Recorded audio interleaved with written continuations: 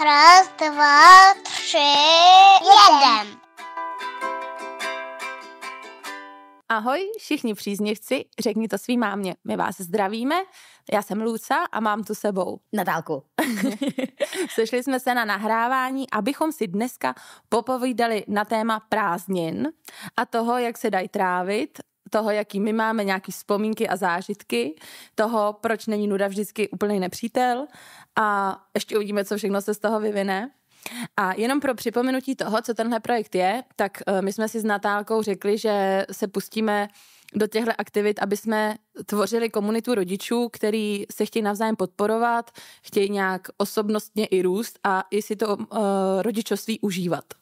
To je základ. To je základ. Máš ještě, Natálko, něco jako takový poselství na začátek? Poselství nemám, ale chci připomenout, že kdyby vás třeba zajímaly naše nějaký měsíční shrnutí myšlenek, tak na našich stránkách Řekni to svý mámě se můžete přihlásit k odběru newsletterů, který nejsou úplně o tom, že tam vám budeme nabízet milion věcí, ale spíš takový nějaký filozofický zamyšlení nad tím, co zrovna třeba řešíme a nějaký tipy a triky pro vás rodiče, nebo i pro vás jako lidsky, knihy, filmy a tak. Takže se na vás těšíme, že se nám tam přihlásíte. A jinak teda pojďme spolu s Natálkou rovnou na téma prázdnin. Natálko, nejdřív úplně na začátek, máš nějakou vzpomínku, která definuje něco, co pro tebe znamenají prázdniny? Asi mě napadne, když se řekne prázdniny, tak mě napadne určitě jako čas strávený mimo Prahu. Jsme skoro vůbec nebyli jako o prázdninách, ale vlastně ani o víkendech, ale jako o prázdninách jsme skoro v těch velkých nebyli nikdy v Praze a bývali jsme na chalupách, buď na jedný, jako kde byla babi děda, anebo na takový druhý, což je opravdu úplně domeček uprostřed lesa, takže v tom dětském věku totální sen, protože tam jsme trávili prostě celý ty prázdniny, já, brácha a 2 sestřenice v tom lese. Takže ta vzpomínka je to, že jsem v tom lese, kde je vlastně trochu zima, trošku teplo a máme tam postavený takový naše domečky a v těch si hrajeme. Tak to je taková úplně moje zásadní vzpomínka prázdninová. Jasně. Co tvoje? Hele, já to mám taky spojený s chalupou, teda se statkem, kde jsem prostě vyrůstala, kde jsme hodně byli. Takže se spoustou zvířat a hodně jako s ježděním na kole a s těma vlahýma večerama, takový to, jak ještě nemusím mít spát, protože je dlouho vidět a mamka jako mi dávala v tomhle docela pré, takže já jsem chodila spát třeba v 9:30, v 10 klidně. A tak jako hodně s tím, že nějaká ta zeleň, já tam jdu, mám ty šortky, a tam je ta rosa a prostě ještě jako dožívám ten den vlastně venku. Tak to jsem měla strašně ráda, jako takový ty cikádový večer, jako od jak živa, no. No to je úplně krása, když o tom i takhle mluvíš. Takže prázdniny. Řekněte svý mámě. Podcast o výchově, jejím pojetí a hledání vlastní cesty. Podcast nejenom o tom, co bychom měli říct svý mámě, ale i sami sobě a možná taky svým dětem. Pro všechny s otevřenou myslí a přívětivým srdcem. Tohle je zkrácená verze naší epizody a kdo by si chtěl poslechnout celou, tak ji najdete na našem Hero Hero. Najdete tam další tipy na nějaký hry, které se s dětma o prázdninách dají hrát, ať už hry do auta, do restaurací, nebo když venku prší. Tak to je to, co tam ještě k tomu najdete. Takže Lucifer, jdeme na to. Jdeme na to. A první, čím to odpálíme, je, Natálko, co by si mi řekla k tématu tlaku na perfektní prázdniny versus obyčejný zážitky, který člověk taky může mít. Myslím, že se to vztahuje úplně ke všemu, o čem se tady v Řekni to svý mámě bavíme hodně. O tom tlaku na to perfektní rodičovství a na ten plán a na to, aby těch zážitků bylo vlastně hrozně moc a byly super mega kvalitní, nejlepší topka.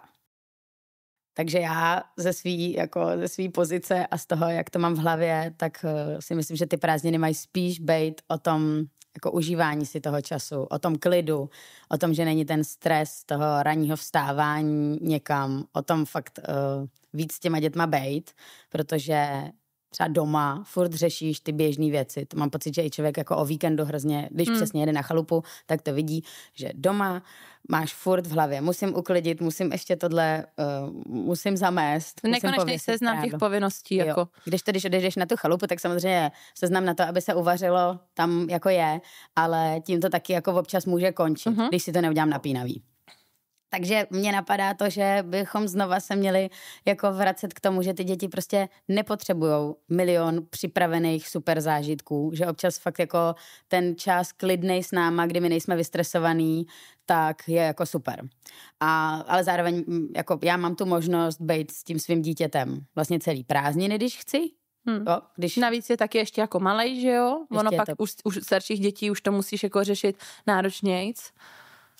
A že rozumím tomu, že když prostě člověk má 14 dní dovolený, tak pak se snaží rozplánovat ty prázdniny, aby byly pro to dítě super zajímavý, ale i v tomhle si myslím, že dát si jako klid a když ta možnost je, že jsou ty děti fakt jako u babičky, když se tam cítí fajnově nebo někde jako takovýmhle způsobem v tom klidu a ne třeba mít narvaný prázdniny 4 příměstskýma táborama, které samozřejmě jsou přínosný a jako pro ty děti to určitě je taky zábava. Mm-hmm. Ale já to pojímám, takže si myslím, že ty prázdniny jsou něco, kdyby si ty děti fakt mohly i jako odpočinout. Jo, že i vzhledem k tomu, jak strašně vyrostou za ty prázdniny, to vždycky vidíme, i ty malí, samozřejmě i ty jako velký, ať už do vejšky nebo mentálně. Ale to se říká, že to je tou volností pohybu, kterou mají, ne? Že nemusí jako tolik sedět a že proto vytáhnou. Přesně tak, že jako, ale myslím si, že fakt, když si vezmeme školkáče, tak jak vždycky po těch prázdninách jsou fakt úplně někde jinde, že jo, po tom 2měsíčním jako nějakým odpoutání od toho běžného fungování, od toho stereotypu, tak jsou fakt vždycky jako někde jinde. Takže za mě shrnutí, myslím, že prázdniny a jako tlak na to, aby byly perfektní, každej v hlavě, aby od toho prostě trochu ustoupil, aby si řekl, že to může být úplně o těch běžných věcech, protože když se zeptáš podle mě kohokoliv na jeho prázdniny, tak si nejvíc vybaví tyhle ty podobné věci, kterými jsme řekli. Tyhle ty pocitovky, tyhle ty, ať už jako lesní nebo jako nevím, nemusí to být přímo jenom nějaký úplně venkovský prostředí, ale vlastně to volnou hru, volný pohyb, tenhle klid, který v tom jako měl. Jasně, to už jdeš rovnou teda jakoby do vlastně otázky, která míří na to, co teda děti o těch prázdninách fakt potřebují. Ty říkáš jako, pojďme nemít z toho největší stres. Ještě teda, než se pustíme na tuhle otázku, mě tam celou dobu, co jsi mluvila, tak mi znělo hlavou to, že to šíleně moc podle mě kulminuje i ten nerv v nás všech skrz prostě Instagram stories a prostě instagramový život, který jako ukazuje, že všichni mají peníze na to jezdit na Maledivy a já to samozřejmě přeju všem, kdo ty peníze mají, je to úplně v pohodě, jenom si myslím, že ve finále pak jako ta realita většiny lidí taková vůbec není a jako ono stačí, že jedeš na víkend do kempu a ono tě to taky stojí pár tisícovek, jo, a to je prostě mazec. Takže jak jako čelit tomuhle instagramovému tlaku na to, že všichni na všechno mají a mají spoustu času a mají jako možnosti? V mý hlavě to funguje tak, že se snažím tu představu přerodit do něčeho, na co ty prachy prostě jsou. Mm-hmm. Jo, na co to může být, protože si myslím, že i v Čechách máme krásný místa a máme i třeba kousek za hranicema, jo, tam, kde vlastně dojedeš třeba autem, ale ježišmarja, myslím si, že se dá jako i s dětma odjet někam úplně vlakem a jít prostě puťák, to jsou věci, které samozřejmě se jako zapomínají, moc se asi nedělají. Ale ty vagos, to můžou být přece ty úplně jako největší zážitky. Takže já to pojímám tak, že lidi, co mají prostě na to jezdit na Maledivy, tak přesně mám úplně, ježišmarja, good for you, je to skvělý. A vlastně si říkám, jo, dobrý, tak já se těším na já se na ty zážitky taky těším. Oni sice nebudou na úplně bílý písečný pláži, ale budou prostě ve Slovinsku u řeky, nebo budou na Moravě u Vinice.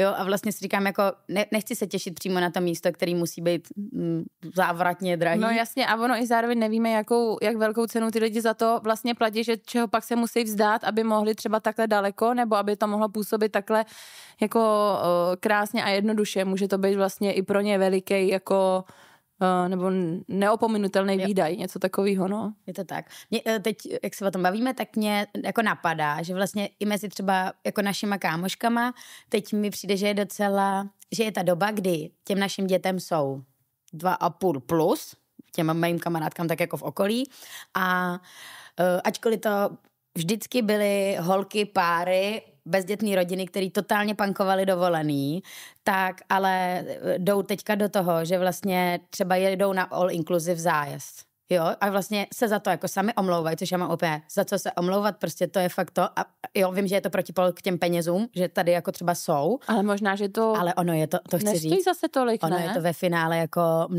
mnohdy jako levnější. Opravdu, že ty holky, a to jsou počtářky, to jsou holky, které to mají spočítaný, abych to tak střílela od boku, ale že fakt říkali, že to třeba vyjde líp, ale oni to mají tak, že si tam prostě odpočinou. Jo, nemusí řešit každý jídlo, který vaříš, kam půjdeš, jak budeš cestovat, kde budete přespávat po cestě a tak, viď? Jo.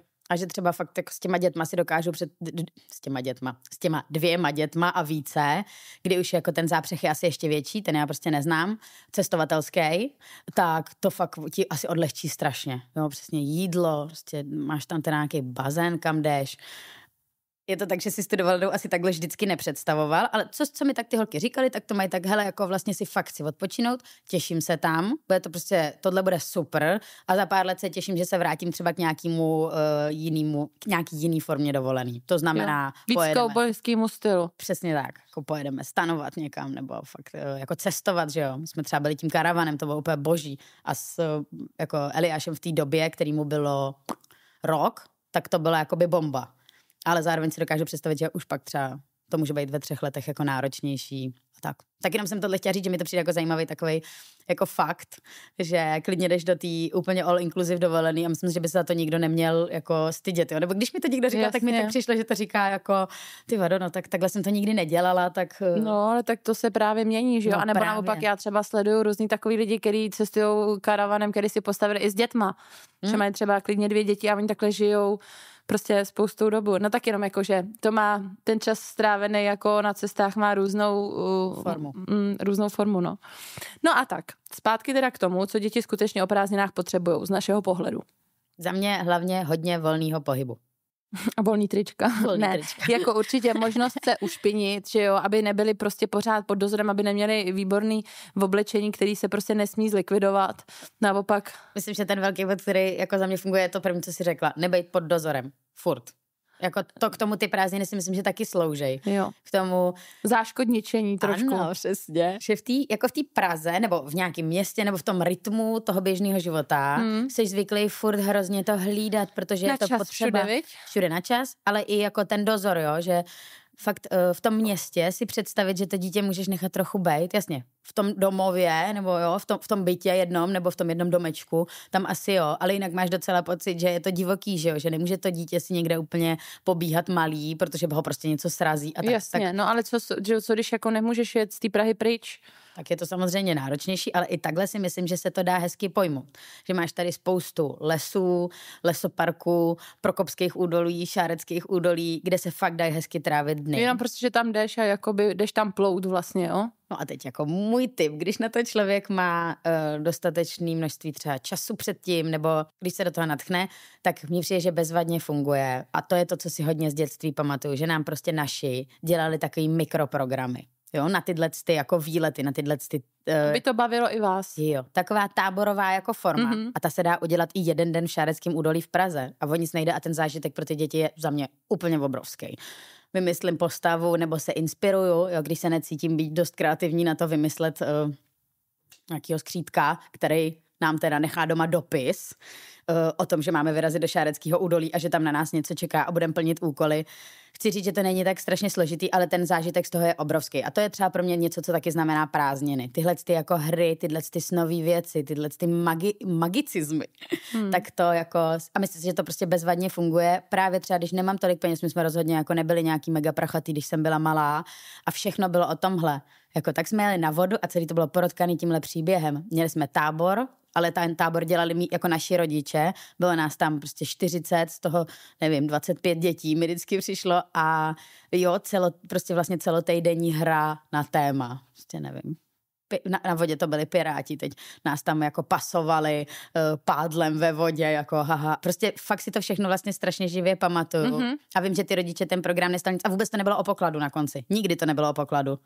To si nepamatuju, že bychom našli poklad. Vždycky jsme našli jako buď další stopu, nebo nějaký jako rozhřešení té hry, kdo teda koho zachránil. Nebylo nebo... to o odměnách, bylo to o příběhu, což je strašně zajímavý. Tak. Takže to si myslím, že i v té Praze, když opravdu člověk nemá jako kam vyjet, nemá tu volnost, tak tohle je super. A zároveň si myslím, že ty prázdniny můžou hezky fungovat, jako aby ty děti trávily čas spolu. Někdy i s těma jako rodičema, ale že třeba fakt... A s těma jinýma dětma, že jo, jako že se sousedství se secházejí, lezou někde po houpačkách a... Že vlastně, když mám málo prostoru na to jet úplně někam, nebo prostředků, jako...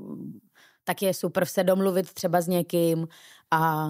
Přesně, když je to jenom v rámci Prahy, tak jít prostě ve 2, protože ty děti jo, jako samozřejmě roční dítě ne, ale myslím, že od 2 let už je mnohem, jako pak je ten zážitek ještě větší, když to hledá s někým, nebo takhle pokladu. Jo, a jako i malý dobrodružství, nebo prostě venku za barákem, nebo v nejbližším lesíčku, které je poblíž, může to být prostě hrozně fajn čas a jako dovolit si trochu, jak to říká, nebyt jako nejzajímavější na světě, protože vlastně už jenom to, že ty děcka vemeš ven a vypustíš je, tak oni už si začnou, oni se rozkoukají a pak se rozjedou, že jo, a začnou si tam hledat svoje jako zajímavosti, kterým se věnujou. A myslím, že je to o pár ťuknutích při nějakých prvních návštěvách toho venku. Říct, tady můžeme najít tohle, tady se to dá prozkoumat, není tohle tajná zahrada, nedá se tady postavit skřídčí domeček.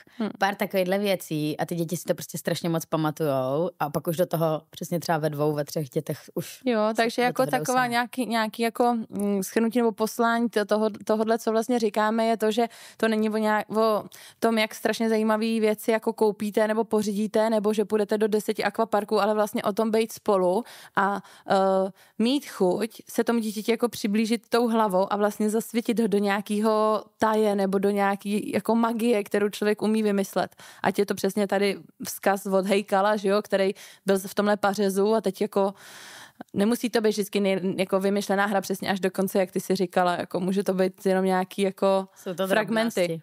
Oni ji pak taky rozjedou tu hru sami, že kde ten Hejkal je, nebude na nás čekat doma. A vlastně vás to může vést k tomu, že pokračujete vás napadne v té dál. Co? No já jsem ještě chtěla vyprávět o tom, jak jsi říkala, že jsi měla ty jako táborový různý hry, teda od té skupiny vašich rodičů, těch společných kámošů, tak to takhle naši neměli, ale já jsem hodně lítala právě s různýma dětma ze sousedství nebo ze školy nebo na chalupě teda těma kámošema tam. No ale právě na ty chalupě, tam jsem chodila do Tomíka, do turistického oddílu mládeže a strašně moc zdravím Ivetu s Karlem, jestli nás poslouchají, protože prostě dodnes já úplně k ním jako hořím láskou nehynoucí a to právě za to, jak oni jako ohromně přirozeně a vlastně s respektující výchovou, ale i takovou tou, co tě vlastně dá tu zpětnou vazbu, když něco pokazíš, tak si to taky jakoby vyžereš. Ne, že oni ti dají trest, ale ty si to prostě musíš to napravit a tak.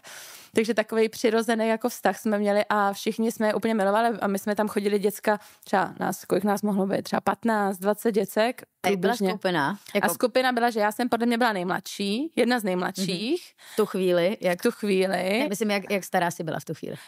Třeba 5, 6, 7 letá. A pak teda i třeba možná 9 letá. Jasně, ale jako nějaká předškola těsně. Předškola těsně, úplně 6 letá třeba. A pak ty největší v tu dobu těm bylo třeba o 6 víc než mě. Takže třeba 12. Takže pak, když mě bylo 9, tak jim bylo prostě kolik? 15, já nejsem moc dobrá v počtech. Princip takový komunitní školy. Jo, jako fakt. A teď my jsme z nich byli úplně vyřízený, že to byly starší kluci, že jo, který prostě dělali hrozný kraviny a to. Hele, a zvládali to Iveta s Karlem udělat tak, že ten program opravdu byl prostě pro vás všechny zajímavý. Jako já jsem to úplně milovala. To bylo prostě něco, co jsem milovala jako nejvíc ze všech svých jako aktivit, když řeknu. Víc než školu, víc než kroužky. Prostě to bylo něco, kde to byla fakt já a kde prostě to bylo přesně, že pojďme do toho lesa, pojďme vázat uzle, pojďme zapalovat ohně někde, pojďme zaplétat lakrosky prostě a budeme hrát lakros, pojďme číst indiánský povídky, jako pojedeme na vodu, pojedeme na cyklo, tábor. Prostě oni toho vymýšleli strašně moc a fakt jako k těm dětem to měli podle mě, oni mají to samý k ním, co máme my, takový to přirozený kouzlo, anebo nějakou tu symbiózu, která tam jako úplně od první chvíle je. Porozumění. Jo, a prostě my jsme milovali a furt jsme takhle někam jako lezli, oni nás navíc ukazovali nám jako to, jak přežít, že jo, což je to, jako že oni nám ukazovali ty reální skilly, který potřebuješ. No, jasně. Jakože březová kůra hoří i mokrá, kde najdeš suchý chroští, vždycky pod malým smrčkem, že jo, víš, a teď jako prostě jenom, že to je něco, co mě jako absolutně nenávratně poznamenalo, ten vlastně nenápadný kroužek turistický oddíl mládeže. Jako. Ten Tomík prostě a moc jsem tomu jako milovala, pak jsme jeli i na chatu a právě měli jsme tábor Harry Potter.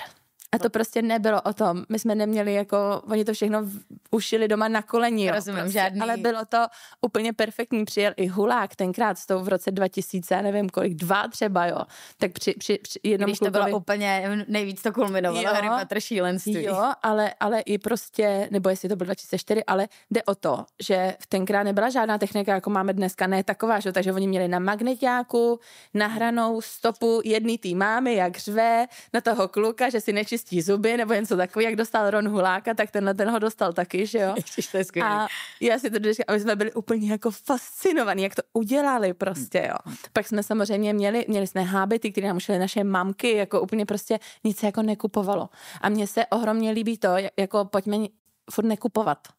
Pojďme to trošku stáhnout, teď jsme to řešili i ve školkové politice, že vlastně pojďme stáhnout furt ty nákupy a kupování jedné věci, která slouží na jednu věc. Pojďme mít věc, která je šátek a ten šátek může být to a je to vlastně 15 skrytých pokladů, který v tom šátku máš.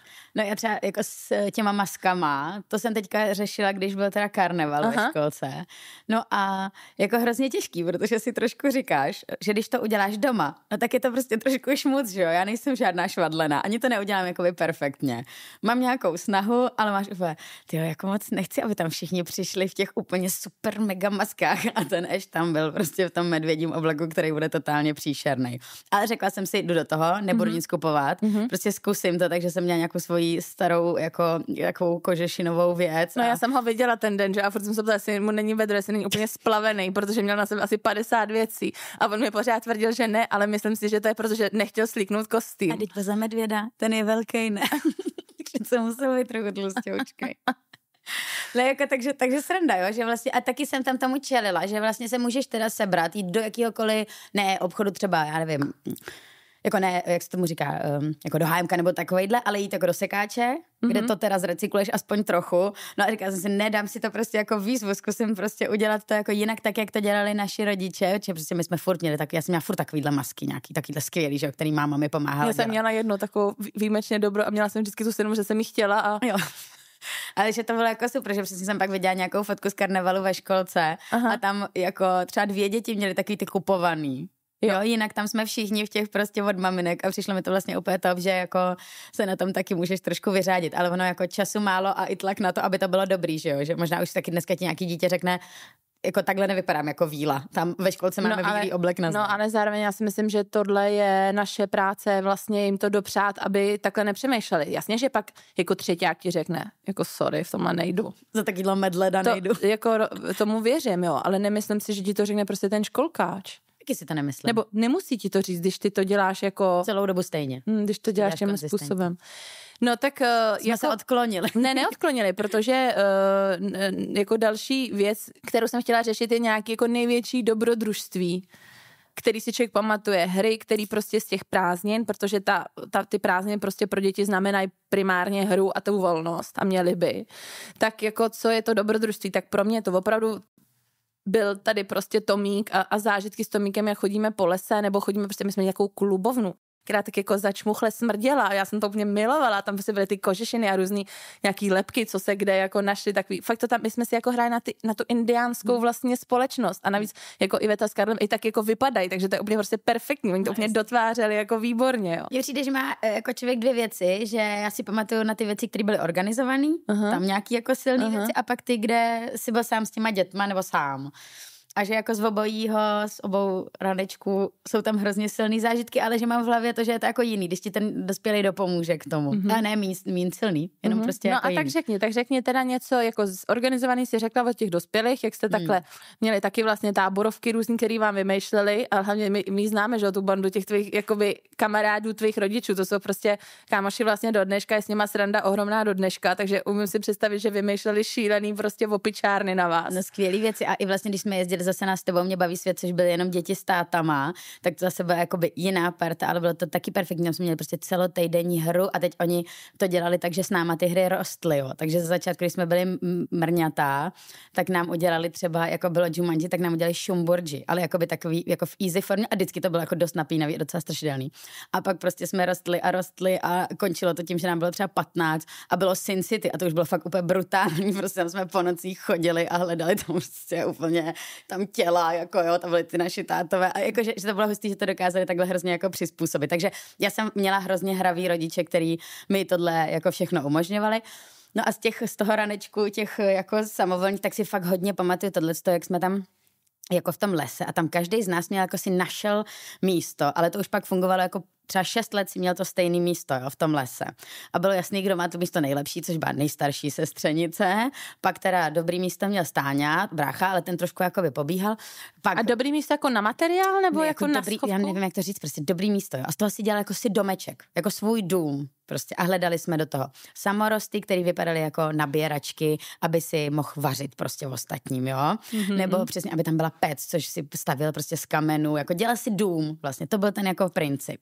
Pro sebe, ne pro skřítka. Ne, právě, že fakt jakoby veliký, takže to místo, aby nějak vyhovovalo dispozičně bytu, samozřejmě, no domu, bylo jako složitý, ale to jsou fakt úplně ty jako nejsilnější zážitky, kdy tam přesně hledám ty kopřivy, do toho my jsme tomu říkali červená paprika, což je takový ten strouchnivělej pařez, trošku červený, no tak to byla největší věc, do toho tam nám tekl potok v tom krásném lese, to jsme nabírali prostě tam z toho potoka, vařili jsme, jo, teď vždycky si někomu teda něco stalo, všichni jsme ho ošetřovali a takovejhle jako vlastně jsme jako tam jste si na komunitu ano, takovou. hráli jsme si vlastně na komunitu, přesně tak. A to bylo jako úplně prostě perfektní, jako. Z té neorganizované zábavy tohle bylo prostě úplně super. A přesně to, co říkáš, že jsi zažívala s Tomíkem, já jsem tam jako měla s těma rodinama. No a moje neorganizovaná zábava. Řekni to na ty lvy. No to právě chci říct. Tak to jako jsme byli s kamarádkou, která je o 3 roky starší a hráli jsme si na lvy. A oni měli za barákem obrovskou louku, která se nesekala a takže ta tráva vyrostla prostě klidně skoro do metru, že jo. A my jsme byli malí, to jsme fakt byli docela malí, prostě já předškolem, ona je si v první třídě třeba něco takového, nebo o kousek starší, ale strašně nás to bavilo, když jsme se těšili, až ta tráva naroste. Ty jsme museli počkat, aby narostla, že aby tam jako byla, takže to bylo vlastně omezený tou sečí, jako aby tam prostě byla dostatečně dlouhá tráva. A hra na lvy spočívala v tom, že jsme si každá prostě jakoby vyšlapali, rozdělili jsme se, nesměli jsme se vidět a vyšlapali jsme si na té louce někde svoje jako, my jsme tomu říkali hnízdo, jo, prostě hnízdo, který jsme si tam jako vyťapali a byli, a už jsme byli jenom na 4, takže už si vůbec nevíš, kde ten druhý je a kde si udělal své hnízdo. A pak jsme vlastně lezli tou travou po těch 4 a hledali jsme se a bylo to prostě strašně napínavý. Jako. A pak já ani nevím, co se dělo, když jsme se potkali, jako my jsme se podle mě nervali, jako že bychom dělali, že se rveme, ale prostě tohle, že jako nevíš, kde ten druhý je, že si hraješ na takového pekmena, jako jo. No, tak to prostě si pamatuju, že to bylo teda skvělý. Ale já jsem si taky hodně často hrála sama, protože ta chalupa měla tenkrát obrovskou zahradu. Asi 3000 metrů čtverečních, takže fakt jako velikou. Který byl sad a různý maliníky a prostě kytky a lískový voříšky a prostě všechno možný tam rostlo. A já jsem měla každý ten strom, já si do dneška pamatuju, kde ty stromy stály, ono už to dneska vůbec nestojí, stojí tam místo toho baráky, což je pro mě jako smutný, protože vím, že už by stejně to dětství pro ty děti, které teďko přijdou a žili by tam, tak to nebude stejný, jako jsem to měla já. No ale já jsem teda v tomhletom sadu jako hodně často pobývala a hodně sama, já jsem si jako tam hrála a pak tam byla taková kůle na dřevo a tam jsem si napsala jako hospoda u ořecha a v hospodě u ořecha já jsem různě jako tam vařila a kafičko jako dělala, nebo prostě nějak jsem tam vařila, jako že když přišla třeba někdo ke mně na návštěvu, tak jsem mu tam jako vařila a nebo prostě přesně já jsem dělala nějaký lektvary, takže jsem chodila po té zahradě, sbírala jsem různý byliny, hlavně zase jak ty si pamatuješ červenou papriku, tak takový to keř, který má takový jako růžový zvonečky na sobě, tak to tam rostlo hodně a to z toho jsem furt jako něco vařila a jako vím, že ta hra byla hodně inspirovaná jako tou indiánskou kulturou, že já jsem měla nějaký pončo, který mi mamka jako natiskala nějakýma bramborama, prostě rozstříhala, tak jsem tam jako chodila s takovou čelenkou a to jsem si přišla hodně s takovýma těma malýma koženýma váčkama, tak jsem tam měla furt nějaký amulety, to mi to vydrželo a hodně to bylo inspirovaný Roňou dcerou loupežníka. Že si říká, že tak, že jsem jako ta Roňa a ten Birk, jak vlastně žijou sami a loví ty lososy, tak já jsem jako, to bylo moje alter ego, jako to jsem chtěla být takhle jako samostatná a úplně odvážná jako holka, která si prostě jde za svým. Takže to je taky jako, to je dobrodružství, který teda mě bylo, jak to říkáš, mi ho nikdo jako nekaučoval, nepískal. My jsme ještě takhle, a to už bylo právě, že všechny ty děti byly starší, to bylo na té chalupě, která nebyla jenom v lese, to bylo jako ve vesnici a tam bylo těch dětí třeba jako 8-9, takhle nás bylo, já jsem byla nejmladší a to bylo jako taky úplně skvělý, jenom to bylo trošku drsný pro toho nejmladšího, si myslím tenkrát, tak se hrálo na schovku, ale to bylo jako, to nebyla normální schovka, to bylo prostě brutální, ty se mohl schovat prostě skoro po celý vesnici, jo, nebo fakt jako ten okruh toho, kde se dalo schovávat, byl jako strašně velký, takže to bylo fakt jako dobrodružství, to nebylo zapíkaný, to byly prostě úplně noční tam bitvy, lidi se schovávali prostě tam do popelnicí, do takových sudů, to bylo fakt jako by hodně hustý prostě, jo. A to trvalo, jako to jsme hráli třeba 4 hodiny denně, tuhle tu schovku. A já jsem samozřejmě třeba dorůst do toho, abych jí mohla hrát, pak se mi taky třeba stalo, že jsem se tak strašně jako bála, že mě někdo najde, že mi bylo asi 5 a počurala jsem se tam v tom místě, takže jsem pak zdrala domů a máma, co se stalo, tak jsem jí to vyprávěla a jakoby máma se mnou sehrála to, že jsem jenom si šla domů najíst, protože mě tam pak musela přivést a mě všichni hledali, že jo, už prostě půl hodiny tam jakoby střečkovali, kde teda jsem, jestli jsem někam nezapadla, protože to fakt jakoby, tam se dalo jít úplně jako kamkoliv. Yeah. No takže když jsem pak už dorostla, abych to jako mohla hrát plnohodnotně, tak to bylo fakt jako super a to byly opravdu, to si úplně taky pamatuju, to adrenalin. Napětí z té hry, jako to bylo top. Jako každopádně, kdo se s náma bude chtít podělit o svoje prostě takhle srdce naplňující zážitky z prázdnin, tak my budeme moc rádi. Tak to jako nám pište. Ano, uděláme z toho další zásobník her. Přesně, uděláme z toho další zásobník her. A že pak jsou všechny možný takový ty hledání pokladů, bunkry, vytváření map a všechny tyhle jako věci. Pak teda, když chceme říct nějaký tipy a nápady na ty hry, tak jako jedna kategorie jsou hry na cesty.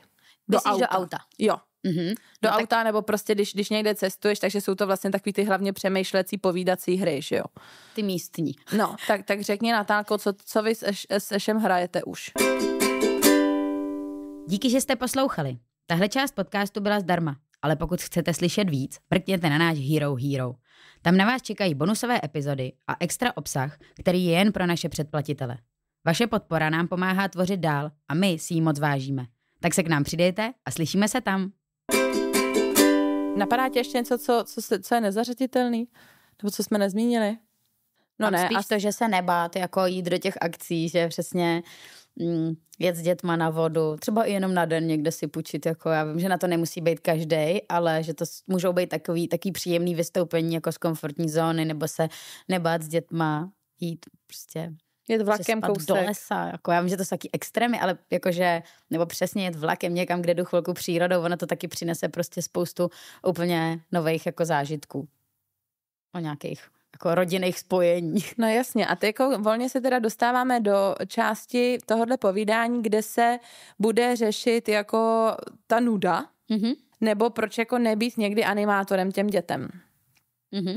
To znamená, že děti právě proto, aby něco mohly rozjet, tak i potřebují nechat v klidu. My jsme si takhle strašně moc hráli, protože naši rodiče do nás evidentně pořád něco jako nesypali a nechali nás taky jako bejt, což já neříkám, že dneska by se nedělo, ale možná, že inklinujeme trochu víc k tomu, těm dětem permanentně jako zajišťovat program a prostě, když je volné odpoledne, tak pojďme do herničky a tady pojďme, tak jako možná jenom využít prázdniny i přesně, jak jsme si říkali hned na začátku, k tomu, že člověk trošku zpomalí, trošku ze sebe oklepe všechny jako možný ambice, jak to dítě má chodit i na angličtinu, i na atletiku, i na, nevím, flétničku, jasně, ale trošku jako zpomalit a dát jako i jemu prostor, aby se tak nějak rozkoukalo. Myslím, že na to si tak hezky jde říct, že jako to, co v životě dělám, to není nuda. Že ve chvíli, kdy jdu s tím dítětem pověsit prádlo, tak to prostě nemusí být to nudný a jako zařadit vlastně fakt ten úplně normální chod těch věcí, že to strašně jako pomůže člověku se sklidnit. Nebo mě, přesně jsem to včera říkala ve školce holkám, že ve chvíli, kdy jsem si myslela, jak jsme byli doma, když byli až nemocnej, že musím všechno udělat a až pak začneme mít spolu ten program, že to bylo naprosto příšerný. A že ve chvíli po těch jako po dnu, po dvou, když jsem se oklepala, říkám, no takhle ne, že jsme spolu začali vlastně dělat všechno, co jsem tam potřebovala jakoby udělat tomu běžnému, normálnímu životu, tak to začalo být vlastně strašně fajn. A vůbec to nebylo, ježišmarja, to se z toho tady zblázníme. Jo, že prostě, takže jsme spolu si udělali tu snídani, takže jsme spolu prostě pak věšeli prádlo a u toho jsme dělali blbosti, jo, nebo jsme luxovali, tak jsme se luxovali navzájem prostě a že už vlastně jako jít do toho, že to může být ta hra, že to stačí. To podle mě je něco, co hodně může pomoct člověku jako se sklidnit do toho, snížit stres z rodičovství. Ano. Jako přesně nějaká jako shrnující věc může být jako, že ten hlavní úkol náš není ty děti pořád jenom bavit, ale jde o to být s nima. Prostě zajímat se o ně a bavit se s nima a prožívat s nima ty malé situace. A že když říká, já se nudím, tak řekni, to je v pořádku. To je v pořádku. A ne, jako aby se vystresovat do toho, že mám okamžitě myslet nějakou aktivitu. Dovolit si nedělat těm dětem program a že nejde prostě o množství zážitků a to, jak by vypadaly na Instagramu, ale o to, že prostě jste spolu a že z toho máte radost anebo minimálně pohodu a klid. Jestli si vzpomeneš, když jsi byla malá a neměla si žádný plán a jako i tak to bylo vlastně skvělý, že se to z toho jako vyvinulo. Mm-hmm. Přímo takovouhle jako úplně konkrétní vzpomínku asi nemám. Ale jako já myslím, že to, nebo u nás byly naplánovaný ty aktivity, nebo jako jo, to přesně, že se jelo prostě na týden na kole. Pak tam dal třeba nějaký ten program, jak jsme se bavili, ale já jsem jako měla pocit, že to celý bylo takový bohatý, že jsem furt se něco jako dělo zajímavého, ačkoliv to nebylo, takže bych věděla každou minutu svého života, co budu dělat. Furt jsem měla pocit, že když jsem byla malá a byli jsme o prázdninách někde, že se to vlastně dělo. Ale tím, že tam ty rodiče se mnou prostě byli a nějak to s náma docela prostě trávili a ne, jako, já jsem měla pocit, že je to úplně neštve. Že máma mi furt vyprávěla nějaký velký prostě příběhy a trojský války a mě to vlastně všechno furt přišlo strašně zajímavý. Jo. My jsme nějaký hodně četli, to je pravda, že to jsem třeba měla moc ráda. A máma mě takhle prostě, jak byli všichni starší, jak my jsme furt jakoby někam museli chodit nebo jezdit. A to byly věci, které já už jsem na ně ještě byla malá. Ale máma potřebovala, abych to ušla nebo abych to ujela. A to byl její jako princip, jak to dělat, že mě takhle tahala skrz ty příběhy, že mě prostě celý těch 5 kilometrů na tom kole, tak mi prostě vyprávěla starořecké báje a pověsti třeba. A ty si to poslouchala a díky tomu si to vlastně ušla a dá se to dítě takhle přechytračit určitě jako. My jsme takhle zase asi hodně zpívali, no. Jo. Jakože zase máma měla, určitě si myslím, jako jeden z cílů svý výchovy, abych znala co nejširší repertoár písní a hlavně teda jako nějakých těch lidovek nebo nějakého toho odkazu jako folklorního, takže my jsme furt zpívali u těch prací a furt jsme si i pouštěli z kazeťáku různý ty lidový písničky, jako naspívaný dětskýma sborama třeba, nebo tak to vlastně zase vím, že vyplňovalo hodně ten čas úplně obyčejnej vlastně jako nám a pak každý večer se prostě četlo a to byla to zase věc, na kterou já jsem se jako neskutečně těšila, že si lehneme a budeme si číst, jo. Ještě pak jako co je otázkou, je na co ty se těšíš letos s Ešem na prázdninách. Těším se na to, že právě budou docela volný a že to nebude úplně nasekaný, protože minule jsme si je udělali takový jako napínavý, ale volnýma programama, ale věděli jsme, kdy odjedeme na těch 14 dní na to chlupu, tak teď mám takový přejezdy volný, tak se těším v podstatě na tohle, že to bude že ve to volném stylu a těším se. Já na svůj program jako samostatnej i, že jsme chtěli, že pojedeme na festival, jako s Fildou a s kámošema, ale i se těším jako na to, že pojedeme na tu rodinnou dovolenou, nějakou, právě, že jsme chtěli do Slovenska, nebo uvidíme, to je ještě takový jako asi... Jo, ještě to není řečený, jo. Jako je, mě překvapuješ teda. Ale uvidíme, no tak já si myslím, že stát se může cokoliv. A pak se právě těším třeba na chalupu, jako úplně na ten mega klídek, na to se těším vlastně hrozně moc. Jo. Co ty? Takhle na závěr. Co já?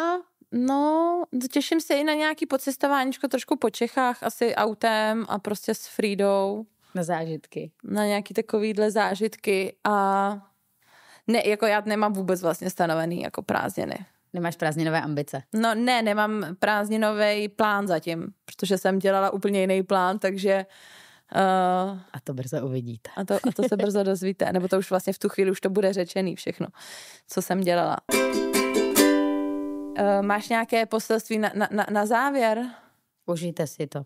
Užijte si léto, užijte si hezký počasí, užijte si i déšť, protože třeba déšť já si z dětství pamatuju úplně jako nadšeně, jako když jsme někde hodně zmokli třeba, nebo tak já jsem z toho byla nadšená. Takže jako nebojte se i trošku extrémního počasí nebo nějakému nepohodlí, který ty zážitky a samozřejmě i to plánování, i když člověk hodně plánuje, tak může něco nedomyslet a prostě ty zážitky kolikrát můžou být jako drsnější třeba, než zamýšlel, tak jenom jako, že... I to může být dobrý. Možná, že ty děti to neberou tak jako tragicky jako vy a oni to mají jenom výzva, aha, a vlastně i tím jim ukazujete dobrý, i když něco není tak snadný, tak vlastně to stojí za to.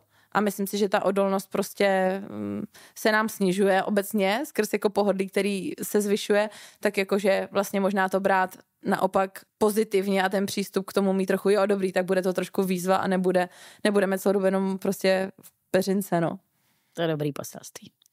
A ještě nás zajímá, kdybyste měli nějaký další tipy na hry, nebo něco, co jsme vůbec nezmínili, nějakou samostatnou kategorii, tak nám ji určitě napište, nebo nějak pošlete na e-mail třeba, nebo na Instagramu a my se budeme těšit zase příště. Tak se mějte fanfárově. Ahoj. Ahoj.